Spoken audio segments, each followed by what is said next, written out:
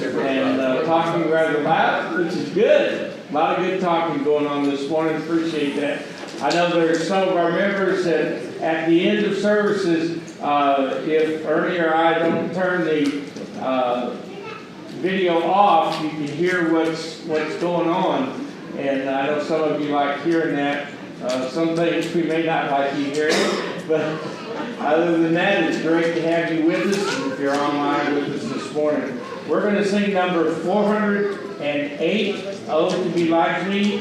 We'll sing the first and third verses of this song and then go to our classes. 408.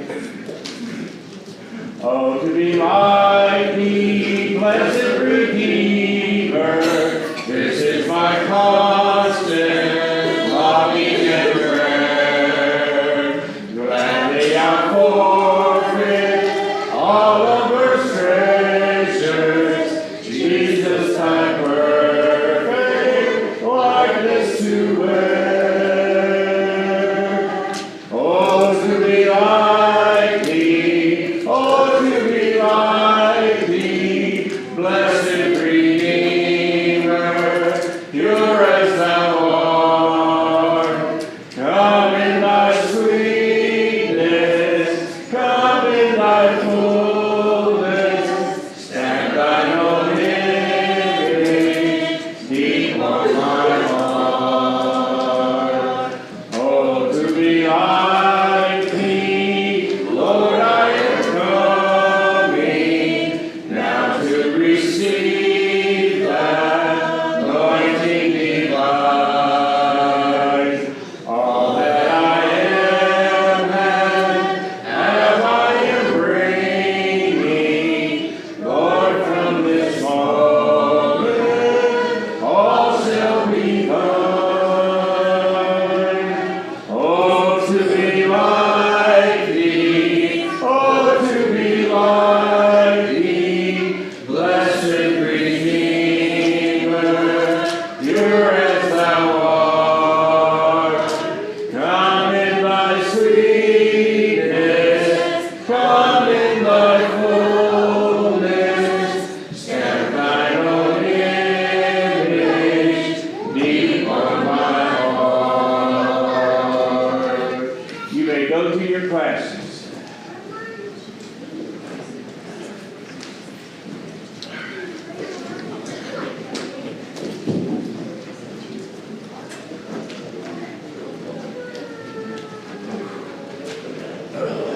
I know it does. You feel better. You're not being here. Oh, it's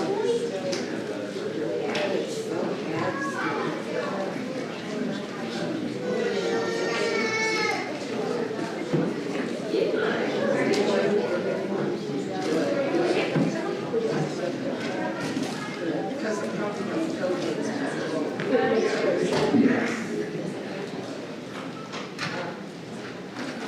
No, because it was COVID. Good morning. Good morning. Good to have everybody with us this morning. It's good to be back to teach class on Sunday morning. It's been 3 weeks since I've done that, and to be able to preach this morning, everything's, of course, doing much better. Just struggling with this cough that I have. It won't go away, and so this morning I'm taking some Robitussin, took some Mucinex, and a couple other things. So I'm kind of like this a little bit, but I'm good. I'm not coughing. That's what matters. So. That's normal for me, okay. So it's just good that I'm not coughing. That's what I want to try to get through. So I will be sucking on something through the class, just so you know that'll launch with your, if it bothers anybody, I'm sorry. You just have to wait till next week, maybe I won't have to do it. So, all right, James 3. We're going to continue in James chapter 3. We're talking about godly wisdom versus worldly wisdom, or another way also to look at it is heavenly wisdom versus earthly wisdom.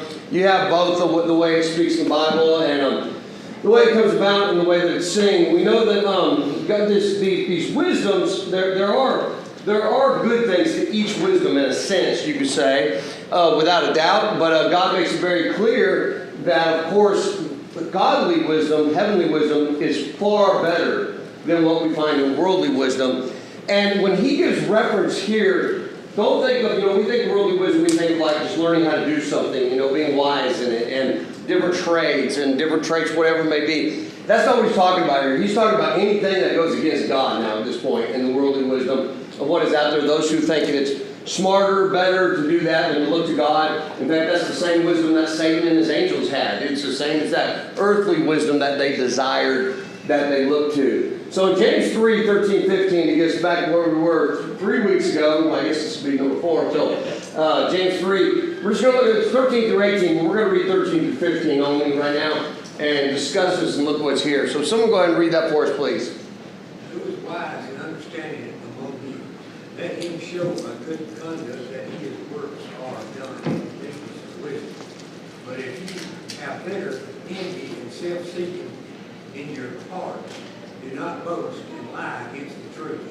This is wisdom does not deceive from above, but it's earthly, it's essential, and limited. Thank you. So as we look at this here, we see this, look at verse 15. Earthly wisdom is not from above. Now, this is important to think about because people think God has been so nice to me, He gave me so much wisdom of what's going here on earth and so on and that. And we look at that, we think of Solomon, the wisdom that he had. But this one you need to realize, he's saying the type of earthly wisdom he's going to speak about is not the type of wisdom that really you should be proud to boast about having or anything like that of what is found there. He said that would come from heavenly wisdom. We know here in verse 15 where it says that, and it talks about it's earthly, in other words, it's worldly, wisdom that is according to the world's standards. But when the wisdom of the world to God, God sees it actually as foolishness, doesn't He? I mean, He really does when you look at His wisdom. Someone go and read this for us, please. Where is the wise? Where is the scribe? Where is the disputer of this age? Has not God made foolish the wisdom of this world? Thank you. So, here's God saying, not being foolish. Not saying He's trying to call people fools or do anything like that. He's just saying, the world, they think, the world thinks that it's so wise in so many things. And God says, it is nothing compared to what I am. Nothing at all. And we look at that. We look at today in the 21st century, we see our country, our world changing, leaps and bounds, just constantly changing every day. And we look at it and people say, oh, it's so much for the better because we have this. But then you step back and you really look at it and you go, is it really for the better? I mean, really? Because what happens, the more people start relying on it, the more they start relying on worldly wisdom and they forget about God's wisdom. And that's what has happened we see in our society. And so we have to be so careful and so conscious of what is happening, what's taking place. Because he says it is earthly, but he also says it's sensual in that verse, meaning appealing to the senses, the emotions, the passions, wisdom according to what feels right, but that doesn't make it right. Very important to understand that. It may feel right, it may feel good, but if God says it's not, then it's not right. And that's what we see. And you can put anything in there, in that spot of thinking about it that way. He also said it was demonic, the kind of wisdom possessed by the devil and his angels, a wisdom that often finds its origin in the influence of Satan. Satan's influence is not to help us.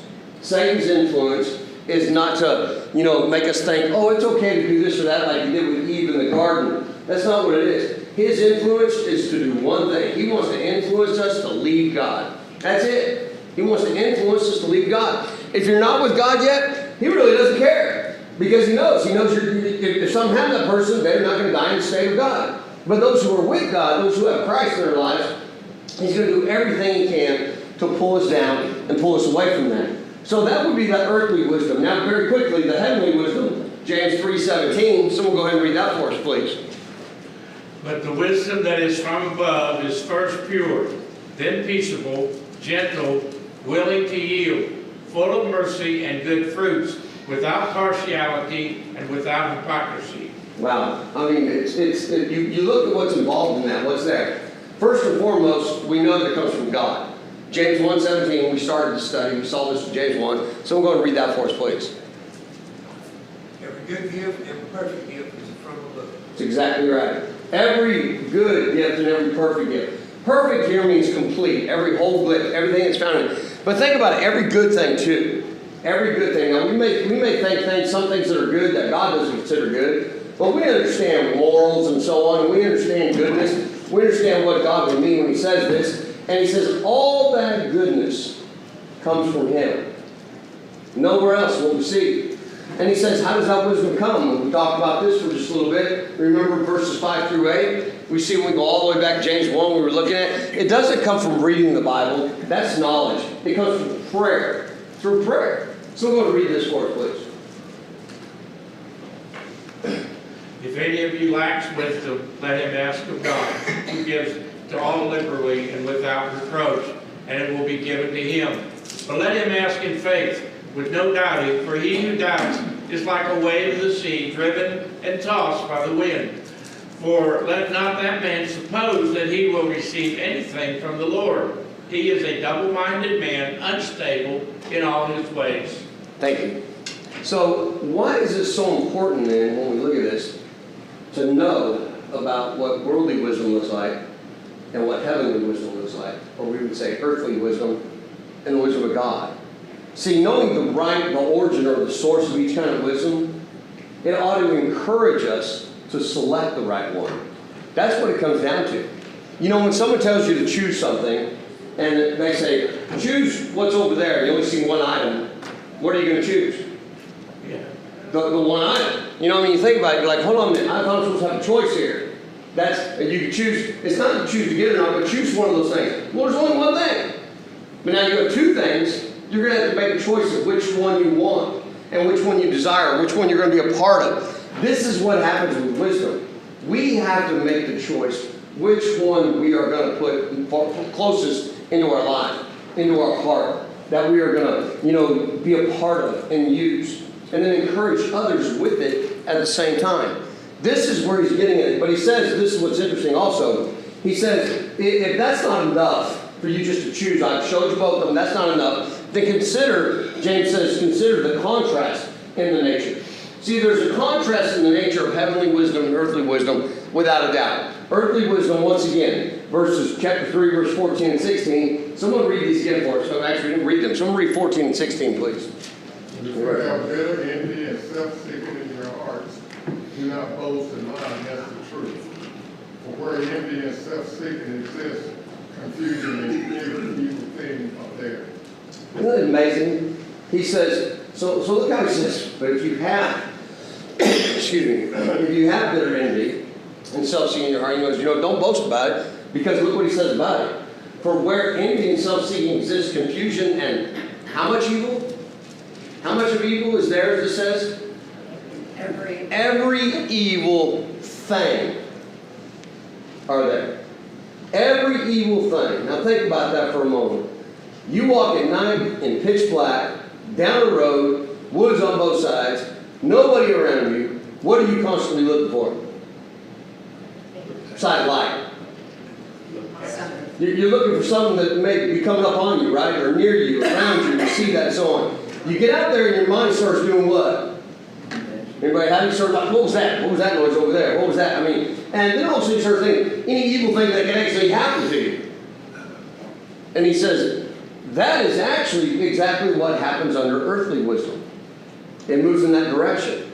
See, earthly wisdom is full of bitter envy, he said. Full of it. Not just part of it, full of it. Possessing self-seeking in the heart. The wisdom is surrounded by qualities as power, position, you would say, privilege, prestige. Those 4 P's out there that's what it desires. That's what's found in it. It was the kind of wisdom that prompted, without a doubt, that prompted Satan and his angels to leave the heaven. Well, they didn't have to leave, they were cast out of there. But to do what they did with God and the others over there. That's what it was all about. It was all about envy. It was all about, I'm self-seeking. That's what the devil wanted and what we find. And that prompted the disciples even. Think about the disciples, the followers of Jesus, to argue who was the greatest in the what? In the kingdom.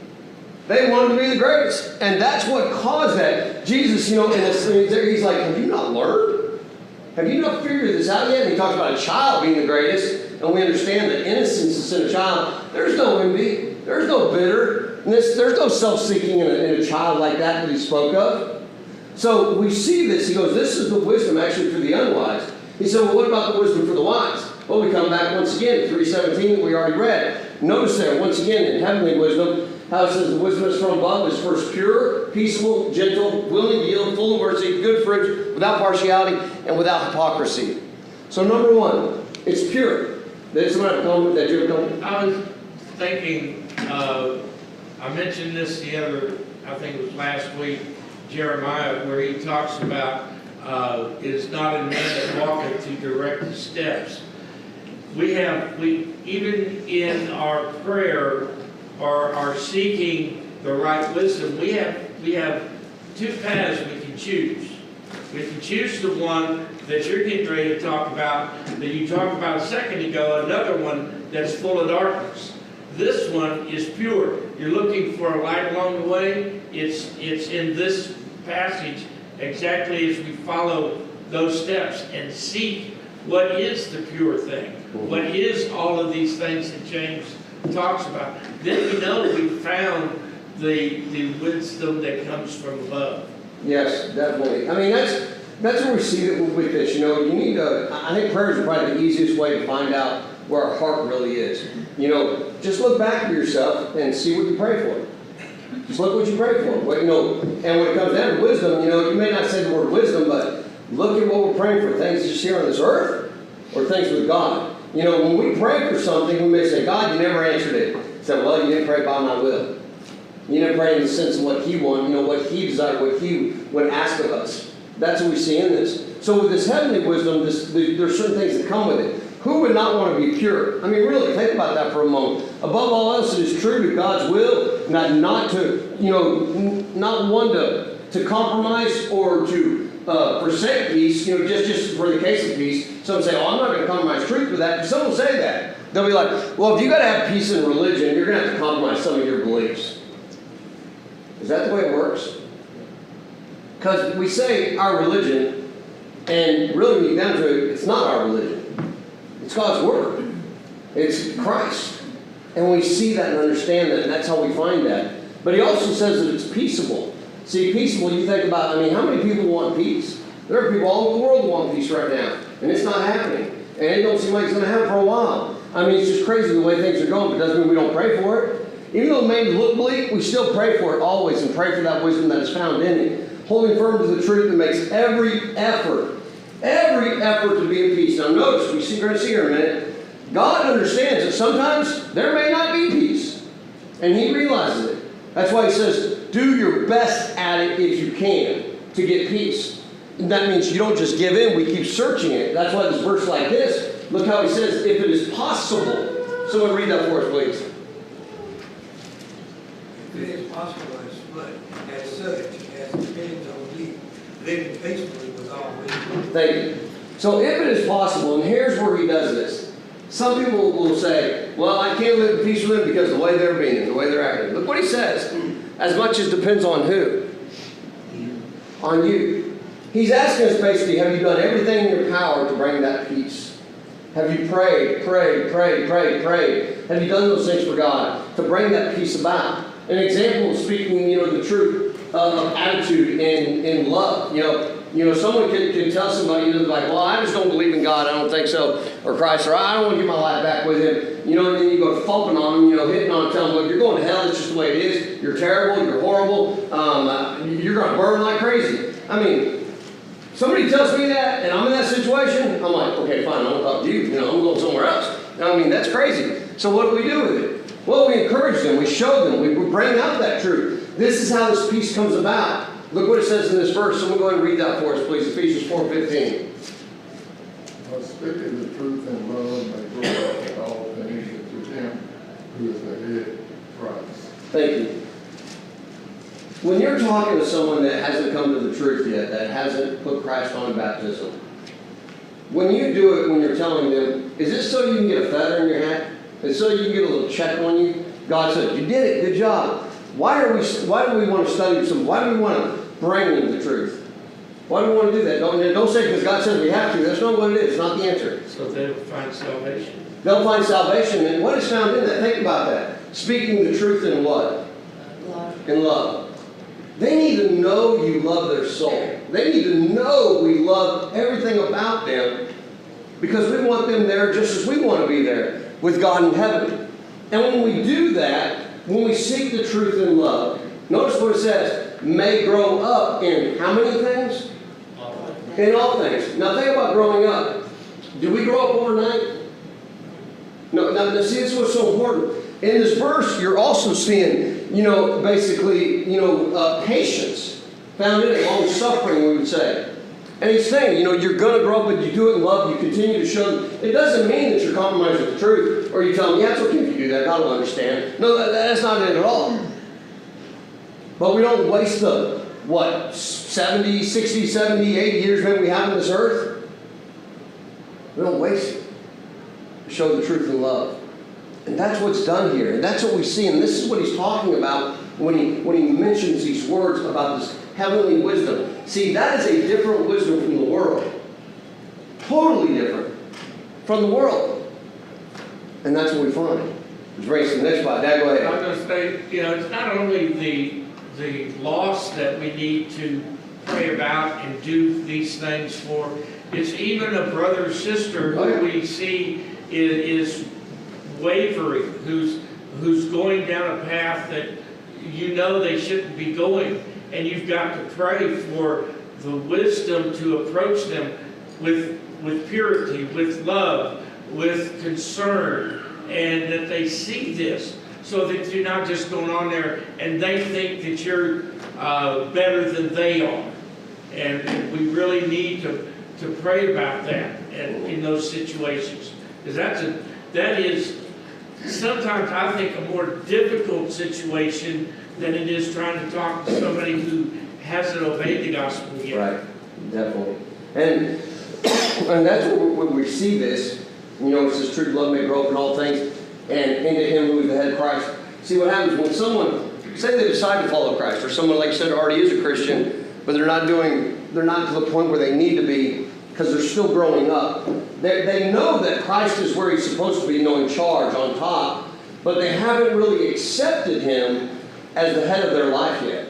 And that's what this verse shows that. Once we make that choice to truly accept him as the head of our life, when we think of our head, what do we think of?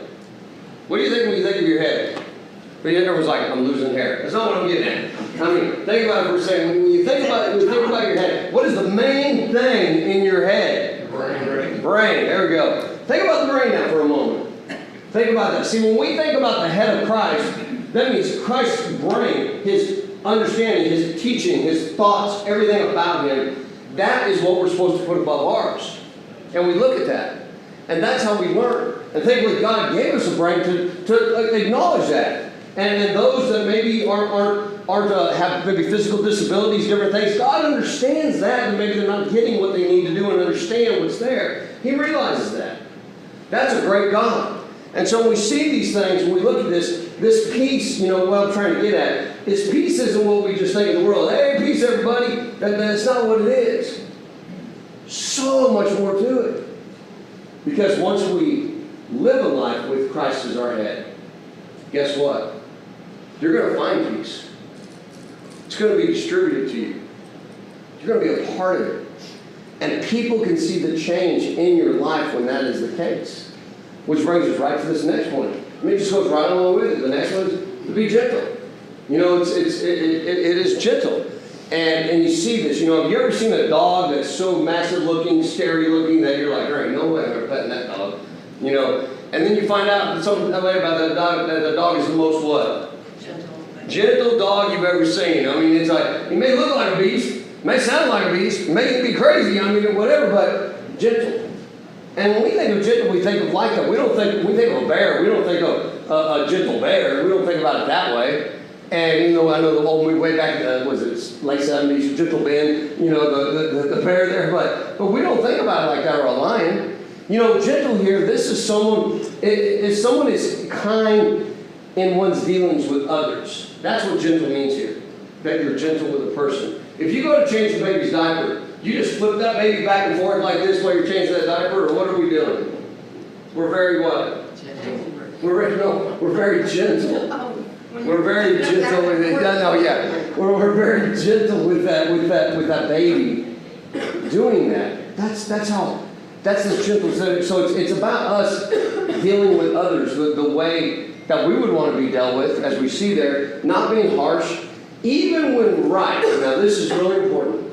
Even when we know we're in the right and we're not doing something sinful and dealing with others who differ, we have to also at the same time be gentle with them. This is what the Bible shows us. In fact, a little bit of this, well, not this one, but this one, we'll go ahead and read this. 2 Timothy chapter 2, 24 and 25. Someone read that for us, please. And a servant of the Lord must not quarrel, but be gentle to all, able to teach, patient, in humility, correcting those who are in opposition, if God perhaps will grant them repentance, so that they may know the truth. Thank you. Now, we go through Timothy. We know you have Timothy dealing with elders, deacons, and Christians. And who does this apply to all of us right here? This verse, does it apply to all of us? Yes. It does. It does. Each and every one of us, we see that. And so there's the difference in the gentleness. You know, a servant of the Lord must not quarrel, but be gentle to all. Now, does this mean you're going to be perfect and never quarrel? How many here have never had a quarrel or had an argument in their life? Anybody? Really? Nobody? Only me? Wow. No, I'm kidding. We know that's not the case. We all do. And he sees this. But you go back to that verse a minute ago about peace. As you're growing up in the Lord, you're learning, right? We're learning how to be, how to react, how to take care of something. It may take a long time to do it, but we're in the process of trying to get there. The next one, willing to yield. This is the one I want us to think about here. Willing to yield, not in the matters of truth. Once again, I'll say it again. He said that we need to be willing to yield, but not in the matter of truth, brother. We never yield when it comes to the matter of truth. But in matters of opinion, sometimes we have to be willing to be the bigger person and just give in. You say, really? Well, look what he said. This is about this understanding, about willing to yield what Christians are to look to. This is heavenly wisdom. Someone go and read it for us, please. As for the one who is weak in faith, welcome him, but not to quarrel over opinions. Over opinions. Not to quarrel over opinions. What do you think most quarrels are over in this world? Opinions. I guarantee you. Without a doubt. And you know, God's wisdom is just remarkable. You know, He knows what's going to affect us and what's not, and how things are. But it doesn't end there. Even in the matters of freedom, we would say, or liberty, meaning, you know, the things that we are free to do. But what if it causes someone to stumble? Look at this verse, and he just uses these things that are in here for an example. We see Paul doing that and talking about being very careful, willing to yield at times. And so we're going to read that for us, please. Therefore, let us pursue the things which make for peace, and the things by which one may edify another. Do not destroy the work of God for the sake of food. All things indeed are pure, but it is evil for the man who eats with offense. It is good neither to eat meat, nor drink wine, nor do anything by which your brother stumbles, or is offended, or is made weak. So, you know, here there may be, you know, someone may, you know, say, hey, we're going to have dinner tomorrow night. Come on over. What do you have? We're having lamb. Oh, I can't stand lamb. It stinks. Oh, I just can't do that. No, I'm not saying me. I'm just saying someone's saying that. And you're like, I'll bring something else. Can we do something else? No, that's what we're having. If you can't deal with it, oh, well, just deal with it. You just don't come.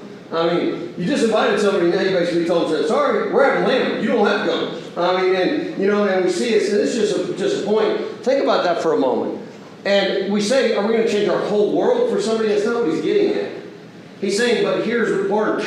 Both sides, if both sides need to understand and realize what it takes to be peace, the willing to yield. Maybe even the other person needs to be willing to yield and so on. But we see here, just because something is okay doesn't mean automatically it's right. That's what God shows us there. That's that willingness to yield. But he also talks about full of mercy. Think about this for a moment. Full of mercy. So much time I got a little time. Quick to forgive the offense of others, wisely understanding one's own need of mercy. You know, how many of us here need mercy? I guarantee I'm ready to mind. How many of us? All of us. I mean, without a doubt. Think about what James said in James 2:13, our earlier study way back when. Someone go and read that for us, please. For judgment is without mercy to the one who has shown no mercy. Mercy triumphs over judgment. Thank you. This is why I've preached, taught on everything dealing with forgiveness. You know, it is so important. If we're not willing to forgive, we're not willing to show mercy. That's what it is. And some say, well, they never asked for my forgiveness, okay? So, we can still forgive. We can still look at that mercy that is there. See, God, same thing goes with Him. Think about it. If we sin and don't ask forgiveness of God, we have separated ourselves from God. We're saying, oh, that's not a merciful God. Yes, He is, because does He give you a way out of it?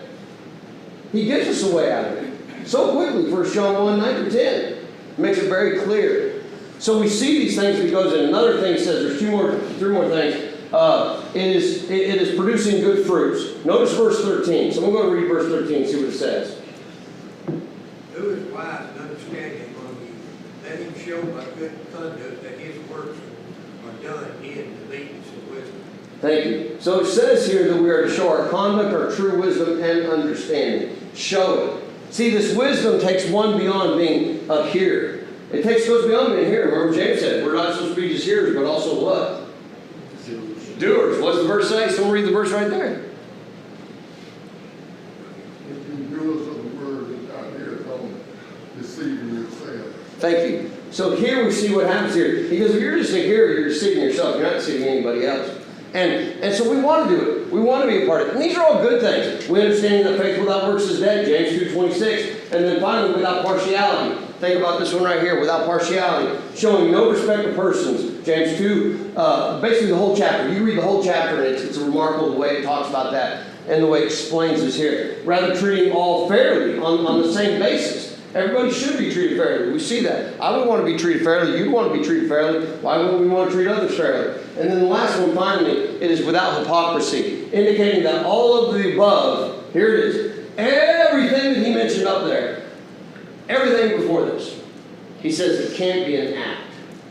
You know, I've heard some say, if you can't make it, fake it. No. He shows us the hypocrisy that it's not an act, it's not a show, it's not something we're putting on just so others see it that way. But that it comes from a heart desiring to please God and not human beings. We're here to please God first. And if we please God first, we're going to end up pleasing human beings. It's going to happen. That's what he shows. Certainly the superiority of heavenly wisdom over earthly wisdom is apparent in this passage without a doubt. Totally apparent of what is there. But think about this. Before we, we're done about 3 minutes. Think about this right here. A contrast in the fruits. From all this wisdom, there is a contrast in our fruit of each one of those wisdoms. The question is, what do they produce? What do these fruits produce in us? Once again, earthly wisdom or worldly wisdom. Verse 16, we already stated, makes it very clear. For where jealousy and selfish ambition exist, there will be disorder and every vile practice. Think about that. Evil practice, vile practice. What happens here, this is what earthly wisdom does. Check this out right here. Look at these signs. Now you're driving down the road, one to the left. You see it's to your left? Yeah, that ain't too bad. I'm like, okay, it kind of comes off the sign. It's kind of weird, but I can make that little turn like that. You look at the next one and you're like, what? What does that sign mean? You know, where am I going? What's going on here? And then you look at the next one and go, this is going to be the craziest freeway in the world that I'm about to get on. I mean, then all the circles, everything is there. If you saw these, let me ask you, would you be just fine with it, or would you be a little confused? You'd be a little confused, almost scared. It's like, I don't want to keep going that way. You know, here what we see is earthly wisdom that he's talking about will cause confusion. It will, without a doubt. It'll cause disorder. We go, why? How do we know that? Because earthly wisdom is not perfect. Earthly wisdom has flaws. Earthly wisdom has problems. And that's what we see here, what he's talking about. And every evil thing or vile practice, I wanted you to hear that word too, the vileness, makes you wonder what kind of wisdom is behind leaders, you know, in our country, in our state, in other countries of the world, even local things going on. When you see confusion, you start wondering, you're like, wait a minute, where is God at in this? Where's Christ? See, it's been proven. When you remove God from a society, what happens to that society? It usually crumbles, breaks down, disorder. This right here. This is what happens.